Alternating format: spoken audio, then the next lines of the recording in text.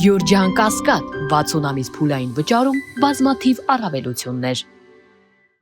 Պարոն Սարգսյան, դուք այսօր մասնակցում եք այս հանրահավաքին, կխնդրեմ նախասել ձեր սպասելիքները։ Ուղղակի այսօրվա հանրահավաքից սպասելիքները հետևյալն է, ամբողջական թիմի, դաշինքի անդամների ներկայացում, տարբեր ուղերձներ, դաշինքի տարբեր կուսակցությունների եւ մասնակիցներից։ Ինչ-որ անակնկալներ, այսպես ասենք, լինելու են։ Դե անակնկալ ասվածը շատ հարաբերական է, կարող է որոշակի արար կամ գործողություն մեկի համար անակնկալ համարվել, հաջորդի համար տրամաբանական, հաջորդի համար ուղղակի նախապես իմացություն լինել։ Անդրադառնանք Նիկոլ Փաշինյանի հայտարարությունների, նա վերջերս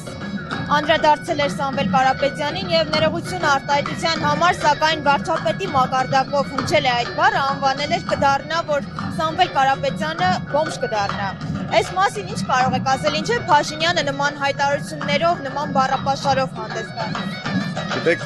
ես նույնիսկ արժանապատվությունից իմ ցածր եմ համարում Փաշինյանին արձագանքելը, որովհետեւ այդպիսի բառամթերքը, այդպիսի հայտարարությունների օգտագործումը հարիր չէ երկրի ղեկավարին ու կառավարության առաջին դեմքին, հետևաբար մեր գործողությունը պետք է լինի արհամարել ուշադրություն չդարձնել այդպիսի հայտարարությունների վրա, որպեսզի նույնիսկ մեր հասարակության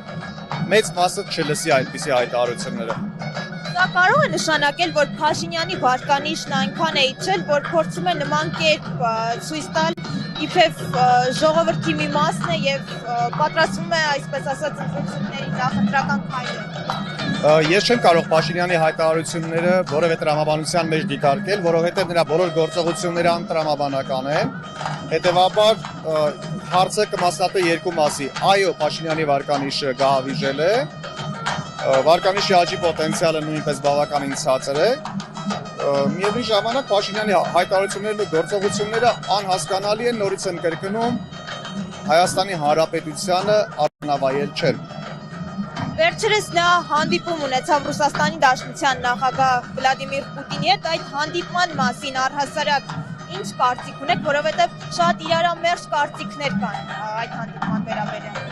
Հանդիպման մասին հայտարարել եմ վերջերս, որ դեռևս անհանգստացնող է եւ դեռևս չենք կարող վերջնական եզրահանգումներ անել, որովհետեւ շատ կարեւոր է փակ ֆորմատով հանդիպումը։ Ինձ համար զարմանալին նա էր, որ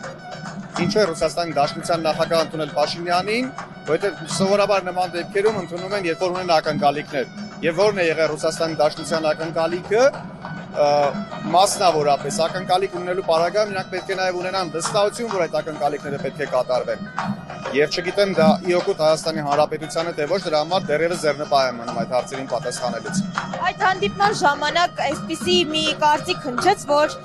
Ռուսաստանի աջակցությամբ է Արցախը հանձնվել, սակայն մինչ այդ, ինչպես հիշում եք, Փաշինյանը ընդդիմադիր դաշտին էր մեղադրում Արցախը հանձնելու վերաբերյալ։ Ինչու Փաշինյանը փոխեց իր կարծիքը։ Փաշինյանը բոլորին մեղադրում է, այդ թվում ժողովրդին է մեղադրում։ Գիշեք մի հատ էլ հայտարարություն էր արել, որ դուք եք ինձ ընտրել, հետևաբար դուք էլ իմ հետ մեղսակից եք։ Սովորաբար դա շարքային հանցագործների վարքագիծ է, հանցագործության կատարման մեջ մեղսակիցներ գտնել եւ փնտրել եւ գտնելը։ Եվ նա զբաղված է այդ գործով 2020 թվականից այս կողմ, դա կլինի Ռուսաստանի Դաշնության պաշտոնյա, Ռուսաստանի Դաշնությունն առհասարակ, ընդդիմադիրները, նախկինները, ներկաները թե ապագաները Արցախի կորուստը եւ հանձնում ունի մեկ մեղավոր, դրան ունի Նիկոլ Փաշինյանը։